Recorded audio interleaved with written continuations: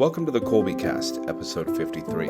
Glad you could join us. In today's conversation, the cast discusses some of the common questions about schooling at home. We bring back special guest Brigid, a teacher and advisor here at Colby.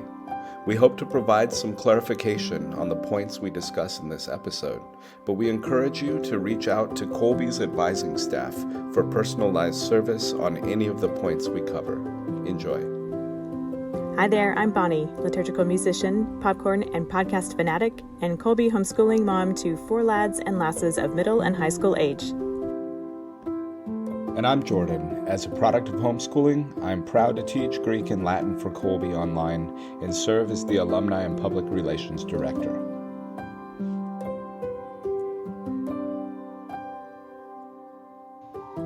We're happy to have Brigid Tibaldi back visiting with us on the Colby Cast today. Yeah, thanks for having me.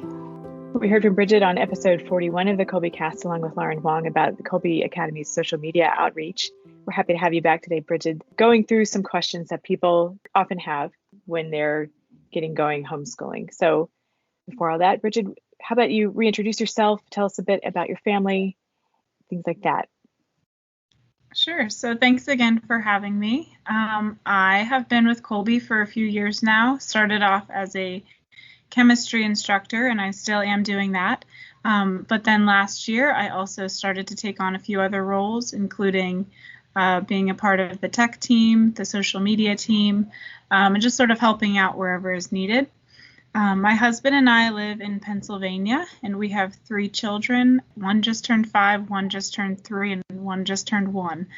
And then, we're just really looking forward to trying to help those who are interested in homeschooling or curious about what homeschooling can look like and why it doesn't necessarily look like what it has in the past and what the future kind of holds for it. Sure. That's a very interesting point you make now that it's summertime. Whatever people thought homeschooling was, now they might have a completely new definition based on whatever experience they've had this year. So there are all kinds of different ways people homeschool, and hopefully that has been apparent through this year, but maybe not. Maybe the waters are even muddier this year. Anyway, maybe we'll try to sort through some of that today. And I'm very happy to have Jordan visiting with us today to get some of his historical perspective. He's a wealth of knowledge there. So Jordan, good to have you with us. Yeah, thank you. I'm excited to be on this episode, and I just also want the listeners to know that how much Brigid has been doing behind the scenes in meetings and stuff. She always has the best ideas, so I'm super happy that she's on our team and not on the devil's team. That's right. She's great. She's great. Well, thank you for that. I appreciate it. So we've been thinking, now that we've reached the summertime, perhaps people have been thinking about what school will look like next year for them and might be on the fence about homeschooling, whether starting or continuing, and might have some questions. We put that out on social media. Brigid did that for us, asked on the Colby social media, Instagram and Facebook pages for people to submit their questions that they might have about getting going homeschooling. So she has some of those for us to work through. And we thought we'd just address some of the stumbling blocks that are commonly known to us as we get going with homeschooling, and maybe what some of their antidotes are, and hear from Jordan with his historical perspective and his experience as a Colby advisor. So I think one of the big ones that can manifest in all kinds of ways is this sense of inadequacy that we have as parents as to whether or not we can even homeschool at all. How can we do that? How can we teach our children? I certainly know that myself. It's a feeling that I've wrestled with and still feel sometimes.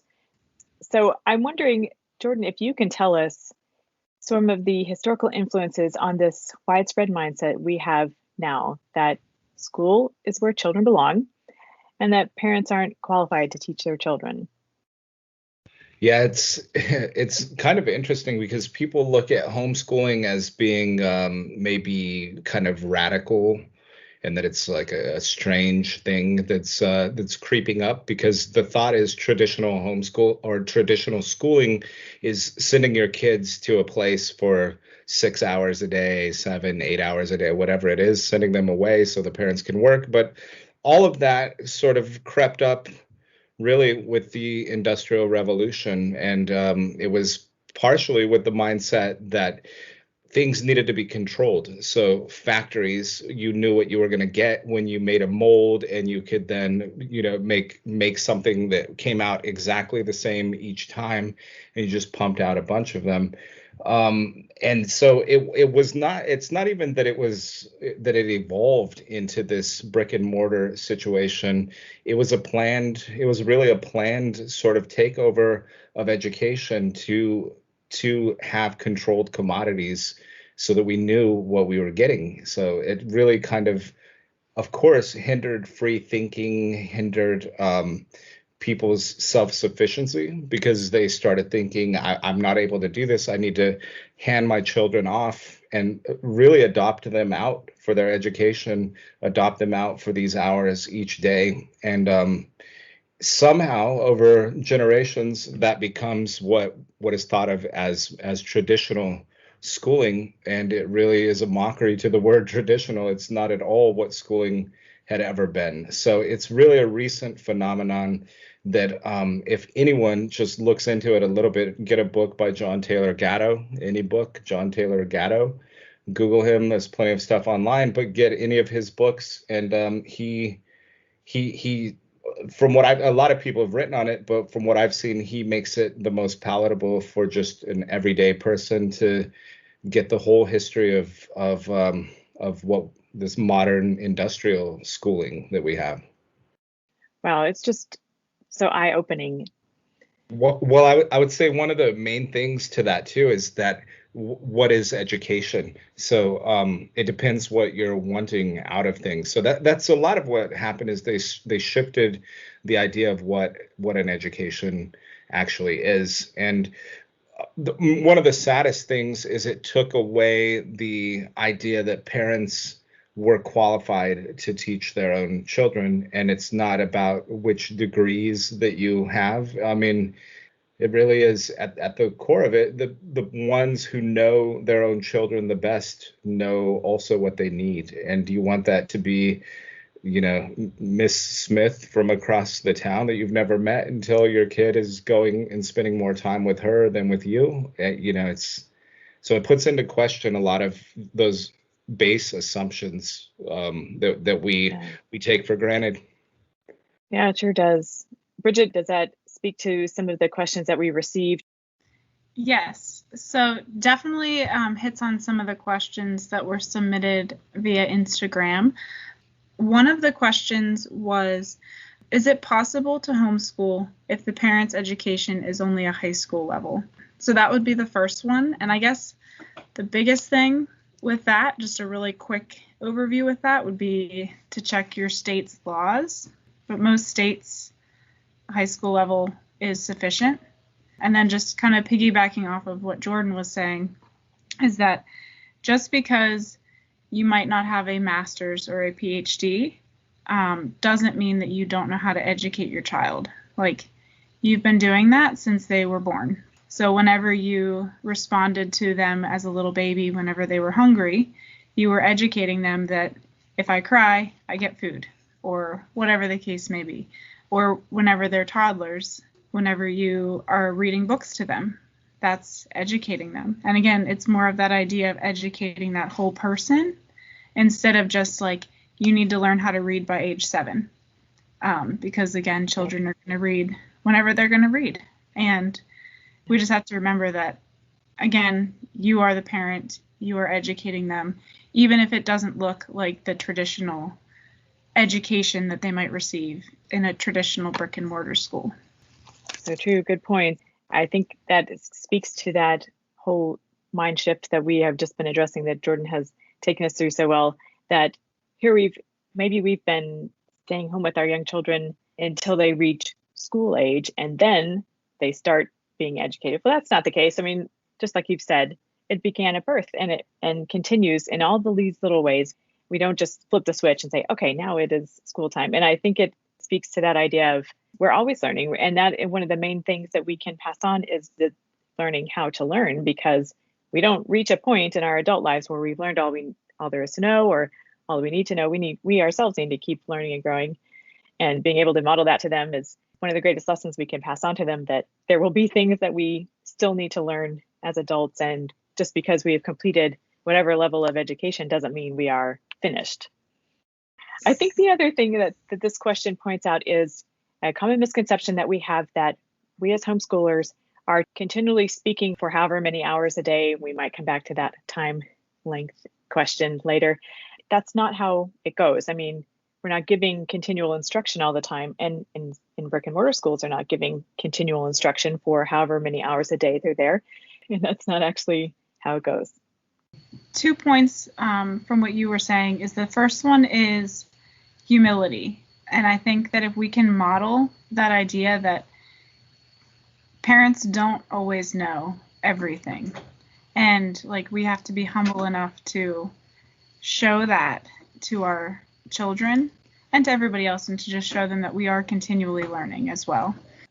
Going along with that idea of, like, whenever I picture a homeschooling mother or father, I just think of them like standing in the traditional like schoolroom in their house with a blackboard and like the little kids at the desk and just talking for 8 hours a day. But again, it doesn't have to look like that. If it does for you, like, that's fine. That's great if it works. But it doesn't have to look like that. It might look like going outside and sitting under a tree and reading a book, or like picking up acorns and teaching math lessons, or things like that I think are really good for both the student and the parent or whoever is educating them, because again, like, we're not made to just sit and be talked to for 8 hours a day. Something I would say to that too, what you were saying, going with your parents and picking up acorns and those kind of things, it's like a lot of education, and I think this is really something that needs to be thought through more in the future, but a lot of education has to do with imitation. And when you are imitating your parents, when you're becoming like your parents, there's always this separation. They're always going to be your parents. They're never going to be at your level. And so if somebody asks, can you homeschool with just a bachelor's degree? I mean, there's a lot of things that could be said. You could say, some of the worst teachers I know have PhDs and they're terrible teachers, but that also leads to the notion that I have, which is the reason teachers are chosen from the pool of degree holders and not just the naturally gifted is because at some point a student is able to say, well, who are you? You don't have a degree. They can't say that to their parents because they're their parents. But, if you have a 21-year-old high school teacher and an 18-year-old high school student and neither one have a degree, then there isn't this this sort of separation between the two. So I think that's why in schools, including our online academy, you have to have a degree to be able to teach. And part of that is so that there can't be this sort of, it can almost become rivalrous in that situation. And that is never an issue with teaching your own kids. And so schools have to implement something like that, to keep those rivalrous situations at bay. There's definitely a place for what the degrees represent, these successive levels of expertise. That's certainly valid. I was thinking as we've been sorting through this, I'm remembering trips I've taken with my kids to the one-room schoolhouse. Have you all been to one-room schoolhouses lately? Maybe you've done this before. So I didn't do this as a student myself, but each of our children has gone at least once to a one-room schoolhouse for the day, and it's a whole big production. We study what life was like in 1910 as it happens for the particular schoolhouse we've been to, and they go in period dress, and we pack a hamper full of what they would have eaten that day, and it's a whole immersive experience, and to see them in action. There's a school marm or a schoolmaster like who takes over the class for the day, and see how they conduct the proceedings that day. That's interesting. They don't just stand and teach the whole class because it's all range of ages, right? So they've got a small group working in one reader and another group working independently. They'll put stuff up on the board for copy work, or they'll have math problems to work or whatever. And not everyone is doing all the same thing. So that was really eye-opening to me, especially the first time I went and saw how that went for the day. Even though I had read about it, Little House on the Prairie and several other books, I think that helped me. Okay, so Brigid, what else have you got for us from the Instagram responses? Okay, so this one is regarding Colby's curriculum. Can you pick and choose certain aspects of the curriculum, and then just tell us more about how homeschooling works when enrolled with Kolbe Academy? And if we can, I'd kind of like to open that up in a broader sense. So basically, like, how does homeschooling work in general? And then sort of hone in on those more specific parts of those questions, if that's okay. Yeah, so that's a really great question a lot of people have today. I mean, if you've never seen how it works, you might wonder how could it possibly, what could it be in general?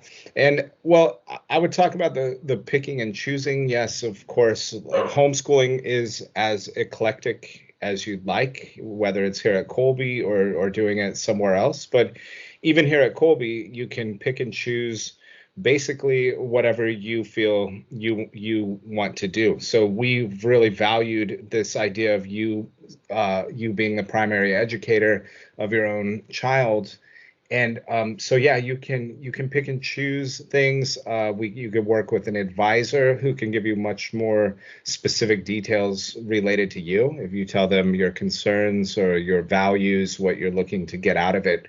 So we have people highly trained and who have worked with hundreds of families in doing that. And so yeah, homeschooling in general, you can do this, and you can do it with Colby as well.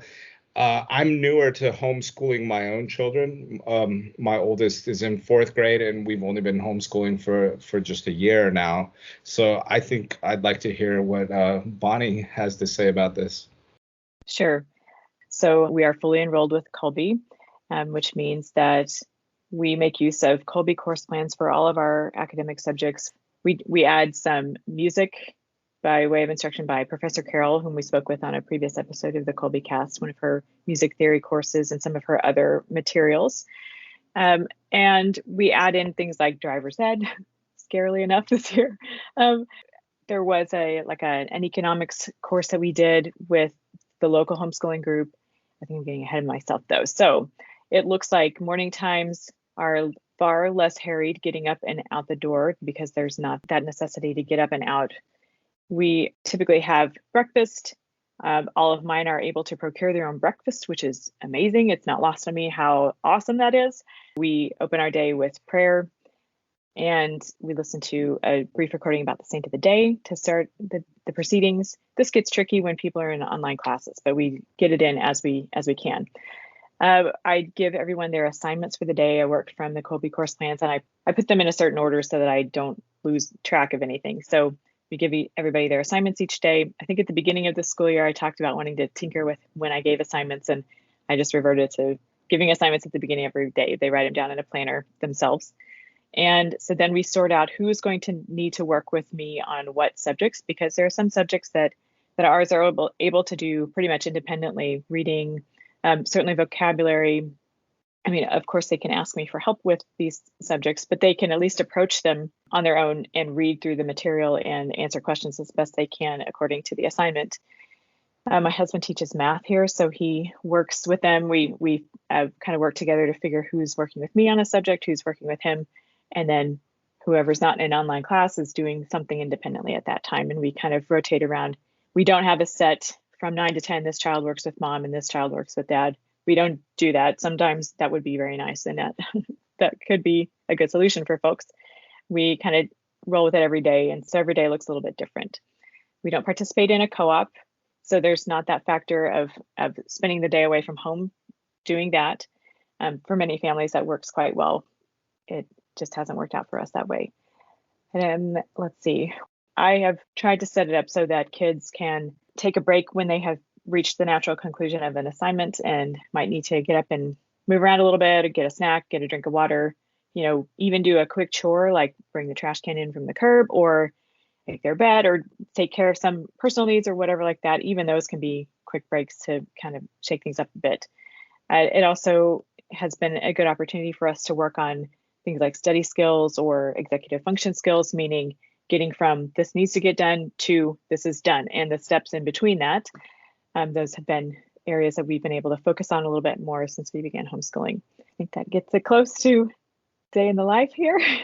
That's It's hard to describe because as soon as I start talking about a typical day, then I think of all the ways that it's not typical.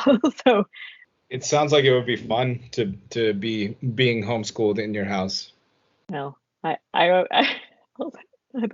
think the kids may answer differently. I think, they certainly have their frustrations when they have a question and someone else is working with mom or dad. That's a point of frustration for them, and they have to kind of sort through that. And we work with that on a very regular basis. They all can remember being in brick and mortar school for many hours a day. In our case, it has worked out well for us, I think, overall, in spite of the frustrations or challenges that we have. They have come to relish the homeschool life. One thing I liked about Colby in particular is the structure it provides and all the support from the Colby office by way of advisors and record keeping and things like that. I've spoken a little bit more in length in previous episodes about that. So I very much was doubtful of my ability to homeschool and really feeling that sense of inadequacy. And Colby really helped me get past that hurdle by providing all of these things I just explained by. And also as the years have gone by, I've grown in confidence, recognizing where I can modify a little bit or areas that I don't need to, I need more or less support in. So that has come with time. So I know families who use Colby not to the degree that we do in our family. They use some Colby courses and some other, they might participate in a co-op for other academic areas, or they might be enrolled in Colby but substitute several things and they use Colby for their record keeping abilities for that. We're going to have a conversation with Dina Muth from the advising office about the various options Colby offers by way of enrollment and modifications and options like that. So be on the lookout for that. Let's see. I noticed we got a question about record keeping in the elementary years, and that kind of ties into what I was referring to. But in one of the things that attracted me to Colby was the record keeping that is available to us as enrolled families. It depends on the state, what kind of records you have to keep in your state. They vary quite widely, and what kind of documentation is necessary. Sometimes it's attendance, sometimes it is particular assignments or things, some kind of portfolio that needs to be made. I think with that, just to add on one little piece of information is to definitely check out the HSLDA, the Homeschool Legal Defense Association, Sure. because they, especially if you are a member, they are going to be a wealth of knowledge, especially for those states that do have very strict requirements, because they do have the affidavits and forms that are basically ready for you to just send in, which is super helpful. And then also, if you do enroll with Colby, you do get a special discount if you become an HSLDA member. That's a good idea. Here's another interesting question. Are there ever exceptions for delayed packets, like illness? So if something unforeseen should happen that would delay significantly finishing a school year, that does happen, and the Colby office works quite willingly with families in circumstances like that. Yes, they definitely do.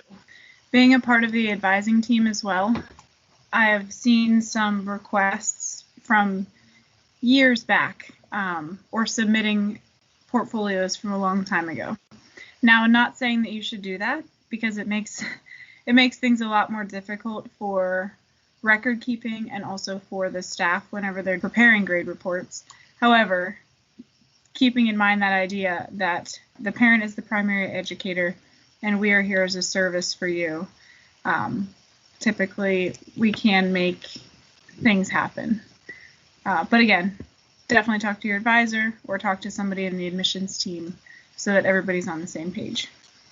And I didn't realize you're on the advising team also. You're kind of like the last you're the throwback. You're like we were 10 years ago when everybody was doing everything. Now Colby's a lot more compartmentalized, but you're on a lot of different teams, sounds like. Yes.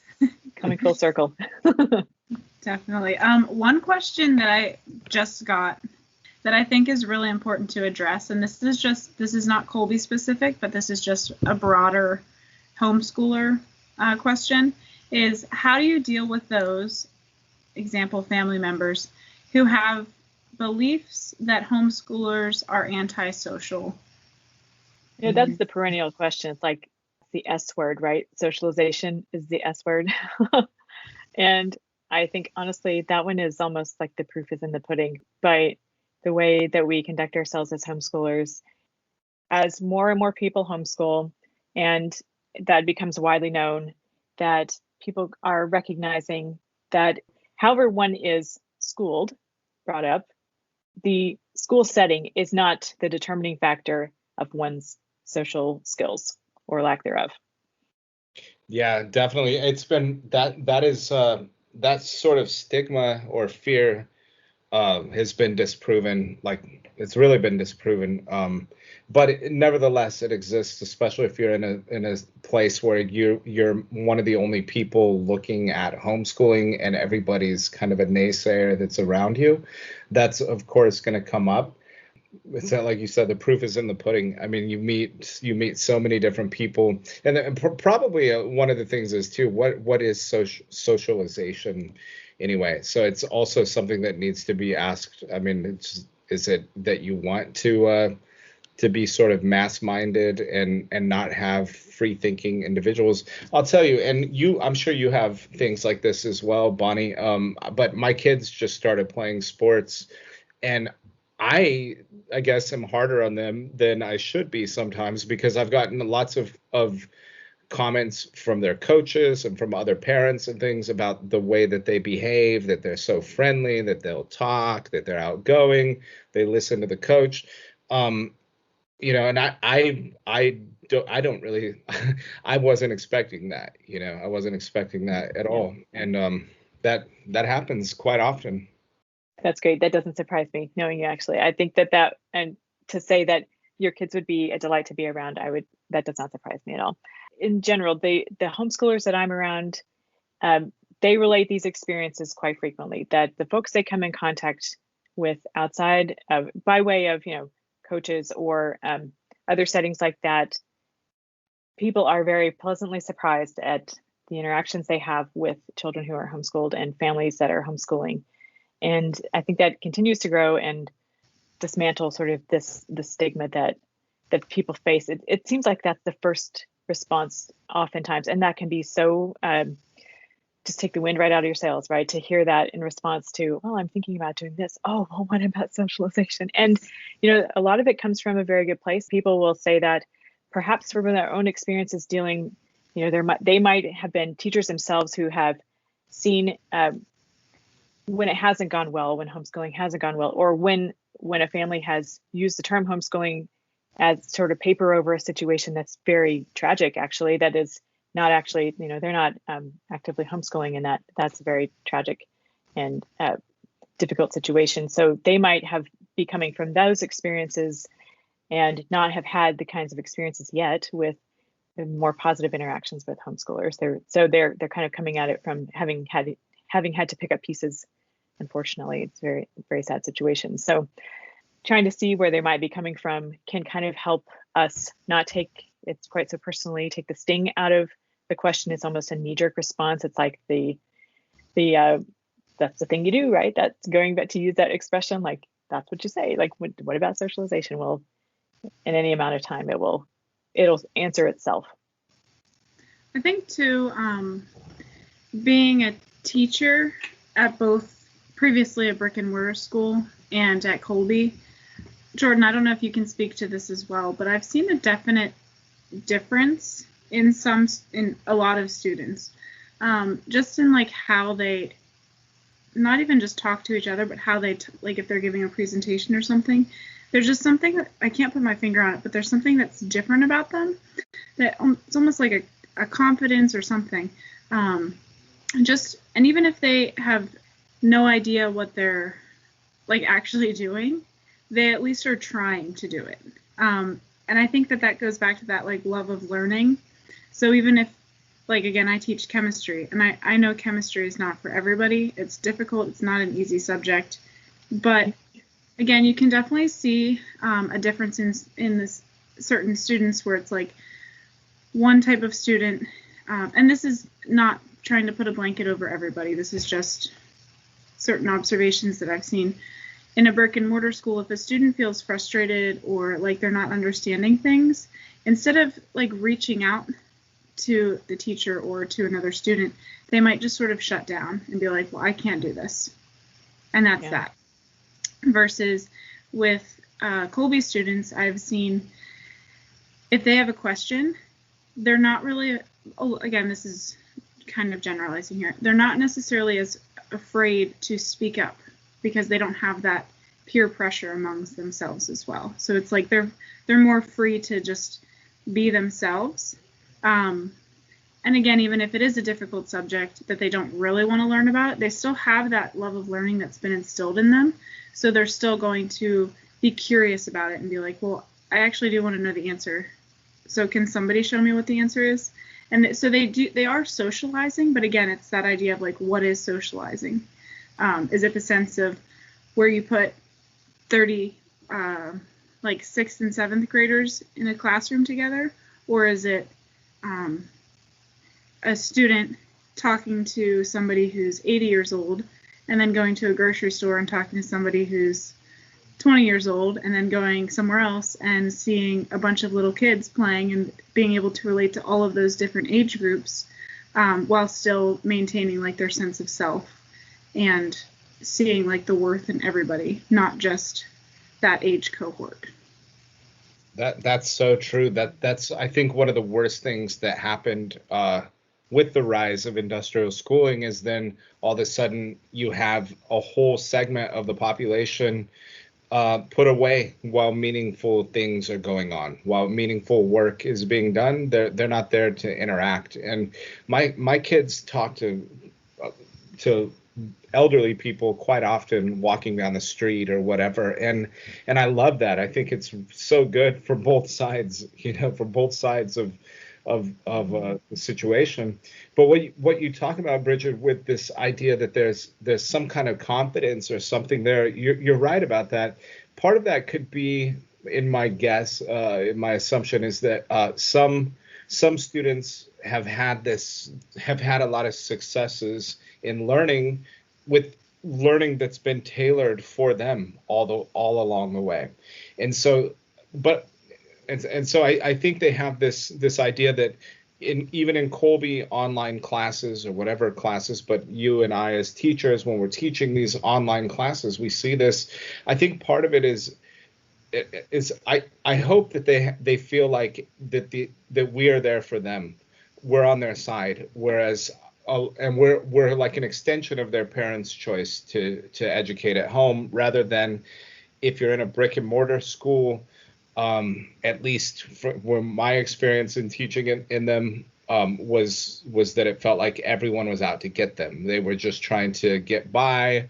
It's hard to get excited even if you enjoy a subject, because you may not like that teacher, or you may feel like you're just a number in there. Whereas a lot of confidence coming into the high school age from being homeschooled before. But I've noticed even this year, where we had quite a few transfer students from public schools, and I witnessed sort of a conversion. I'm thinking of one student in particular who was very much, when he got it, he was like, I'm just here for the year, or whenever it opens up, I'm going back to my school. And he would make comments like, what the kids would be talking about, how many siblings they have, and he'd say, does everyone in this school have 10 siblings?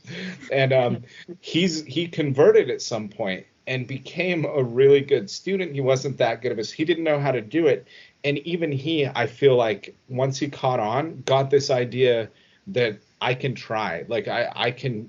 These are people I want to be like, not people that seem just strange to me. Even the students, he made friends in the class, and he had that same confidence in 1 year. And he's a perfect case study for me, because he wouldn't normally be at Colby. He was only there because of the pandemic. So he wasn't even somebody who's like, our kid will go to high school online, but and they had sort of prepared for it. For him, it was like, we'll try this crazy thing for a little bit, and then you're going back to your school. And he's coming back next year as a sophomore, and he was excited about it. So somehow that got ingrained in him. And that's one of my favorite stories from this year that has happened with this kid. I love that. I think one thing that you really nailed there was the idea that we need to teach children that they don't have to be the best at everything, but they at least have to try. Like, they at least have to put in the effort. And if they can put in that effort, then like they've already done half the work, and that's all that we can ask them. Because not everybody is going to be able to do like advanced calculus. Not everybody is going to be able to earn their PhD, and like that's fine. That's not how God made us. Like, we are not all supposed to be on this like predestined path where we go to high school, we graduate, we get our bachelor's, and now we have to get our master's, and now we have to get our PhD. Like, we all have this set role in our life, and our God's given us like these wonderful gifts and skills, and they're so different from everybody. But I think we definitely have to change like what it means to be successful in education. And I'm hoping that this new wave of homeschooling can really do that and get back to the idea that like every child is worthy, not because they're super smart or they have this IQ or they can read a book by the time that they're 6 years old, or that they know all their letters by the time they're 3, or whatever the idea is in order to be like a successful or smart person. It's just the idea that we all have these gifts. Within homeschooling, you can explore those gifts to see like where it is God's calling you, and then from there using those gifts to try to make a difference in the world, whatever that may be. That it goes back to the individual and the value of the individual. And if you want to really honor God's creation, then be yourself as much as you can, and instill that in others, because he only made one of each of us. And so you should work to instigate the development of that in others as well. I love that story you told, Jordan. That's great. That's really wonderful to hear. I have lots of thoughts about what you all have been describing, and so heartened to hear these success stories. And I think one of the great things about homeschooling is this opportunity, this space we have, that our children have to be who they are. So when you're speaking about students feeling comfortable to speak up and for themselves when they are having trouble grasping a concept, do you see also on the other side students who may pick up a subject very quickly or a concept and have the confidence to be able to own that, as opposed to feeling that sort of pressure, like they're kind of sticking out? Do you guys see that in your students, that when they're excelling in the topic, they also have that confidence to go further with it? I mean, I definitely do. Again, this isn't for every single student, but in general, typically, like in one of my classes, if a student is doing well and understands all the concepts and is just getting it, they actually seem more willing to help other students. It seems to come from like a genuine place of wanting to show people how to do it, not just like, oh, I raised my hand first because I know what I'm doing, and here's how I did it, and you guys aren't as smart as me. It never comes off like that to me. It's always like, I want to show you how to do this because like I understand how to do it, and I want to teach you how to do it so that we can all like move on and get better with it. At least that's how it comes off to me. I don't know about, what are your thoughts, Jordan? Yeah, the exact same thing. And I'm amazed by it because I cannot think of any. I mean, Latin is hard. It can level all the bullies. So is chemistry. You know, it's hard to be the chemistry bully, just like it's hard to, but you know, it's like in sports or something. It's, if you're the best, it's easy to be very very cocky and talk down to others. But I've never seen that in any of my classes. It's just like you're saying, Brigid. I have a lot of students that genuinely want to help the others. The top of the class tries to help the others. That's probably one of the main themes in all my recommendation letters. When a student is one of my best students that I've had, when I'm recommending them to colleges or whatever, that's usually one of the things I point out, this genuine desire and it seems like pleasure in helping helping others in the class. I think I see the exact same thing. That's wonderful. It speaks to the character that's cultivated and the virtues that are being cultivated along with the knowledge that's being imparted and acquired. I think about that a lot. Both of those are not extremes, but kind of two sides of the same coin. This setting allows a little bit more space so that they don't fall into that sort of learned helplessness, that they do have that agency to get the help that they need or be of help to other people. And sometimes it's both. In some instances, their strengths are others' weaknesses, and they can kind of help each other that way. That's great. Good deal. Well, I'm wondering if we can wade into this area of fear of judgment by others. Like you've already touched upon it by the question about socialization. That certainly can smack of judgment when we get that question coming at us. I can certainly speak to that. So in your experience as advisors, have you had to console folks or kind of bear them up when they are fearing judgment by others for their decision to homeschool? Yeah, it's happened a few times. So I was an advisor my first year in the offices in Napa, and I would take phone calls, and it was coming up quite a bit. There were a handful of conversations I remember that lasted a long time with me, trying to help. And it was always a mom, not a dad, calling in to find out if, and some of the time the judgment was from the husband. She wanted to do it and the husband didn't want to. And so I don't know, this was years ago. I don't know exactly what I would say, but I would use my own sort of testimony of having been homeschooled. But there was a person, we hired her. She works at Colby now. And I won't give too many details because I want to share something that she said that I thought was great. When we were interviewing, and I brought that question up to her. What would you tell a parent if one of the other parents didn't want to homeschool and they called in or whatever? And she talked about a priest, because she said the same situation happened in her family or whatever. And the priest had said, give it a try. You have nothing to lose. You can always send the kids back. So why not just try it? So we look a lot of times at these educational decisions for our young ones as like life and death a lot. And in some cases, perhaps it is life and death. Maybe over the long run it is, but why not try it? And so whenever that's happened, that's what I've tried to say. So what? They judge you and you're wrong. Send them back and say I was wrong. That's the worst thing that can happen. Yeah, good stuff. And I think it's easy to fall into that sort of black and white thinking, like we're making this decision and it's forever. And it doesn't have to be. It can be a year by year. We can take it as it comes, as my dad likes to say, just take it as it comes. Something that was really helpful to me when we made our transition to homeschooling, it was a gift. I heard this phrase that my decision is not a reflection on anyone else's decision.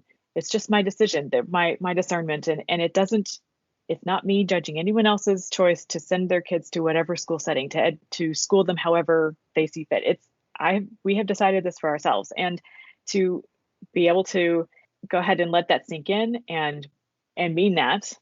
And that takes that growth on our part to be able to just own that, right? So, and that's been part of the experience for me. It reminds me of when I was becoming Catholic, when I was on the way, and I read John Henry Newman after he converted. Somebody had written to him. I might have said this on a past episode, but it's one of my favorite quotes. Somebody had written to him and said, "Must one become a Catholic to be saved?" And it was somebody inquiring about, and his response was, the question shouldn't be, does one have to become a Catholic to be saved? The question should be, do I have to become a Catholic to be saved? That was meaningful to me. I'm not speaking like about theologically or the church's position or any of that. I'm just talking about, for me personally, to make that decision despite my family's beliefs, my father being a Baptist pastor, all of that, and so it wasn't that I was making, it gave me the confidence to not be that I was automatically making a judgment against him and his beliefs. I had to focus on for myself. And I think that could be applied in how you were just talking about it, Bonnie, this idea of when you're looking at homeschooling, you have to make the decision based on your own family. Not does everyone have to do this? It can be, do we have to do this? Is this best for us? Is what the question becomes. Yeah, so true. And it takes some time to come to that level of peace and acceptance, really, that there might be folks who just do not approve. Going back to we're never finished learning and growing. That's part of the deal for me too. It affects out everyone in the family, and just looking straight at it that way kind of helps get through it, I think. Yeah, I was just going to add to that, that if you are thinking about it, but getting a lot of pushback from whomever, I think just setting those clear boundaries, maybe saying something like, I hear you, I appreciate your opinion, and that's the last that we're going to talk about it. And if I want to discuss it with you, like, I will bring it up to you, but this is like our decision or my decision, whoever is making this decision, and this is what we're going to do. And going back to that too, that idea that that's still a very Christian and Catholic thing to say, to set those boundaries, because if you go back to the Bible, Jesus was always setting boundaries, and it wasn't mean, it wasn't like he was trying to make somebody feel badly. For example, like when he needed to rest, he went away and he rested, and when he was done, he came back. So like that was a very clear boundary that he set, like, I'm going away, leave me alone for a few minutes or whatever time it was, and then when he came back, everything was fine. So I think we just have to get more used to that idea too, where it's like, I hear your opinion, I appreciate your opinion and your feelings, but they don't change what I'm going to do, because this is what we have discerned is best for our family in this moment. Yep. And again, that might change, but right now, this is what is best. Yeah. Hard to do sometimes.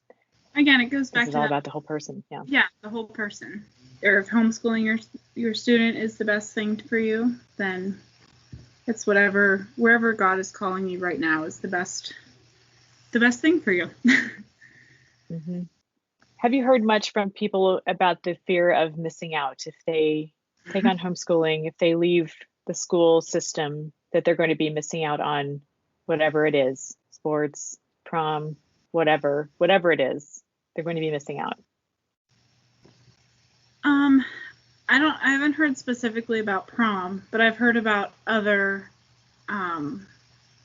educational activities. So, for example, like a student, this was working with another advisor, but a student recently needed to have, he was a homeschooled student, and he needed to have some sort of letter showing that he was enrolled in an accredited school in order to compete in this national competition of some sort. But because he was homeschooled, that technically wasn't approved. So he was coming to Colby to try to get enrolled with Colby so that then he could continue to compete in these competitions. So that's how I've seen it, that kind of FOMO. But yeah. I know some areas have really good co-ops that do put together social activities for students and things like that. But I'm sure that idea of FOMO is true for everybody, no matter if you are homeschooling or if you're in a traditional school. Yeah, it's so true. It's like, we can't do it all. That's right. And there's more. So there's that side. We can't do it all. We are going to be missing out. We can't do all the things. We just can't. And then on the other side, though, there are more and more opportunities for homeschoolers all the time in many areas, offerings for all sorts of things that, it seems more and more that the schools provide all sorts of services and activities and things, but outside of that school system too, there are more opportunities too. So that's on a positive trend as well. Yeah, I would add to that too that I haven't heard it very often. You would think you might hear that quite a bit, but I hear a lot more of these amazing things that students are doing. Like I had a student who was earning his pilot's license not that long, a couple years ago. He's graduated now, but just things like that where students are one girl's going to be in Austria all next year if she can get there with COVID, but her family is going there for a year. Just the things that they're gaining. I feel like if you weighed the two, it wouldn't even be close on even their feelings. Are we missing out on something? No, we're going to Austria, or no, I'm becoming a pilot. Yep, so true. What other questions have we not addressed yet, Brigid? This is a very simple one. Do you need to live near Kolbe Academy to enroll?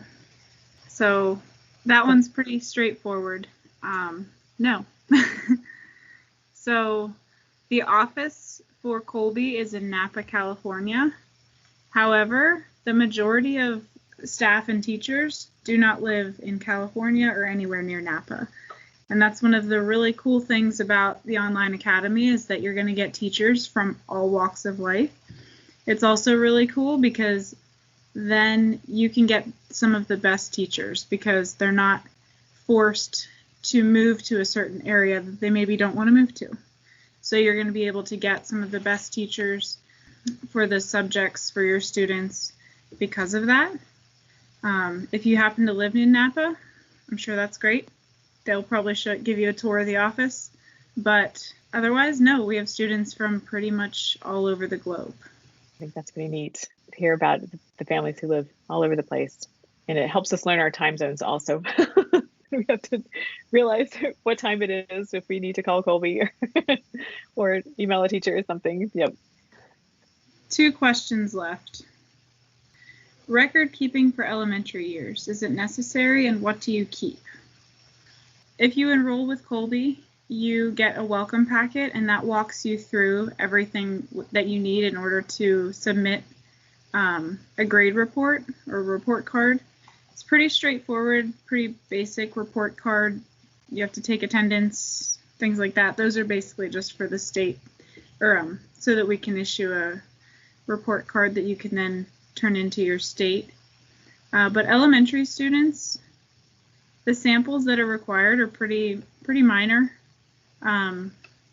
It's only a few samples per subject, and even then it's not necessarily looked at for like 100% accuracy, because again, that's not what the goal is. The goal is to just show that you are educating your student, whatever that means for that student.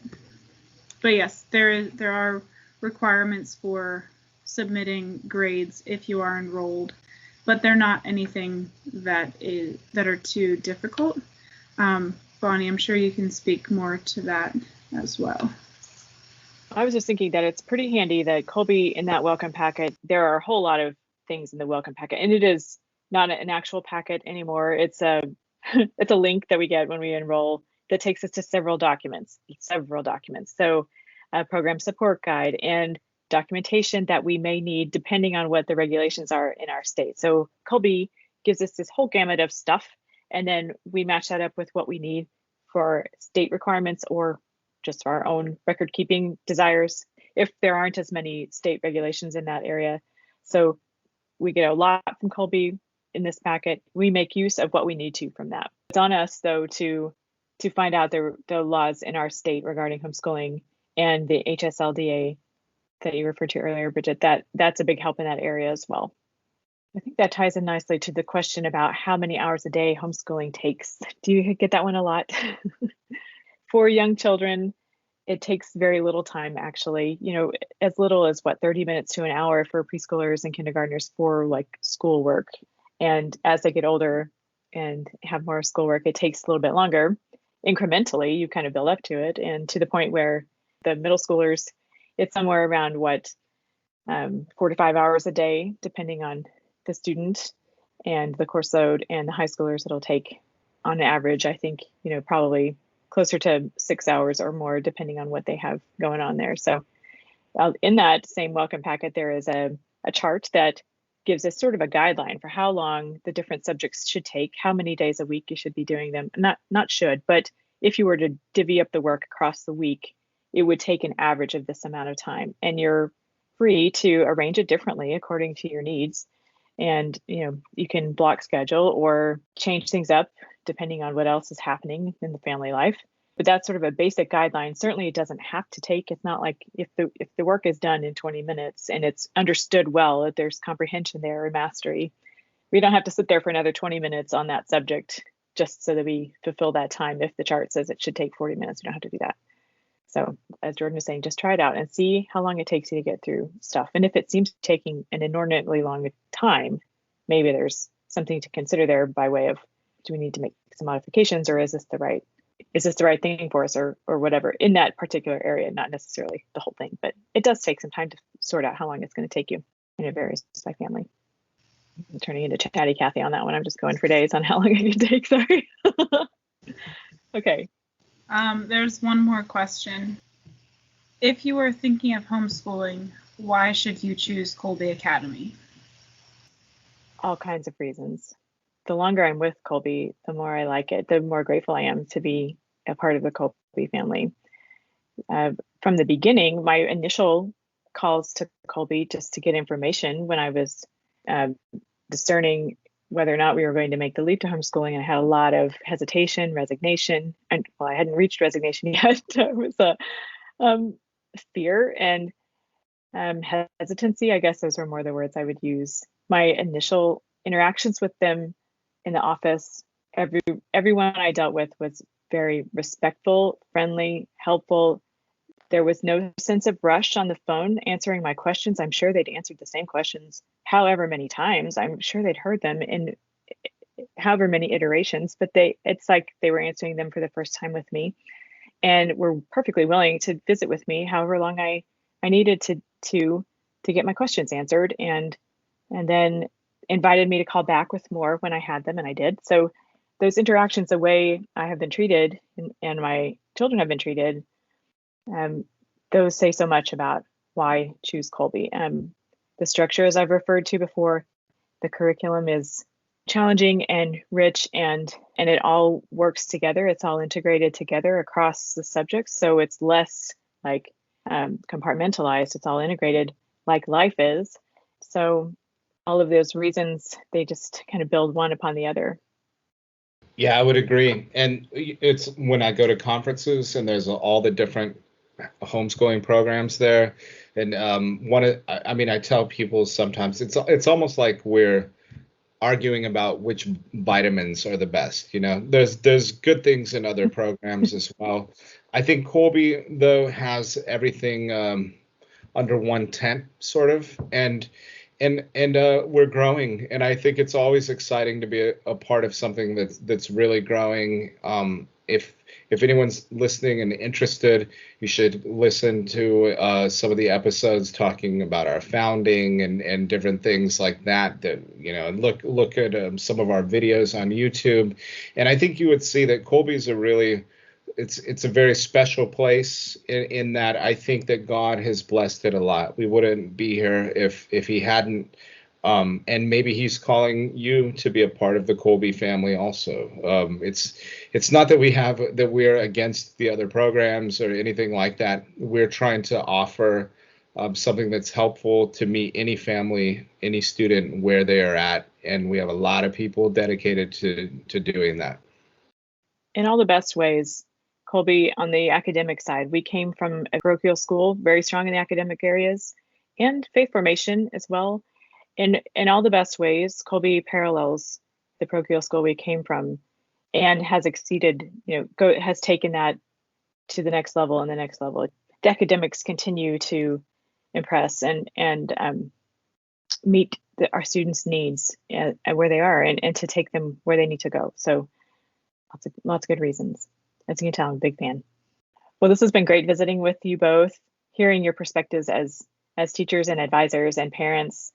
That's been great. And we certainly appreciate everyone who submitted questions in response to the prompts on social media. Please feel free to send more of those, to reach out via social media or starting a live chat on the Colby homepage. There are a lot of ways to reach out and interact with Colby. We hope our listeners will do that. And you can certainly write to us here at the podcast. Our email address is podcast@colby.org. And we hope to hear from folks with their questions and concerns and things that they are finding in their homeschool lives, what would be helpful. So thank you both, Brigid and Jordan. Really appreciate it. Thank you for visiting with you as well. Yeah, thank you so much. It was wonderful speaking with you guys.